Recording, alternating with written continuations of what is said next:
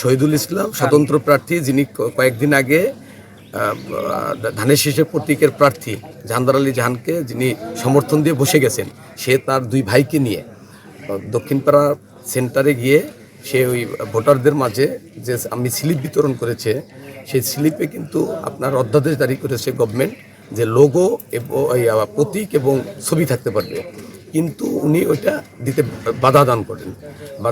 এতে প্রার্থীরা এই মানে যারা আছে ভোটাররা, তারা ক্ষুব্ধ হয়ে ওঠে ওনার উপরে যে উনি বসে গেছেন, তারপর ওনার ভাইদেরকে নিয়ে উনি ওখানে যাবেন।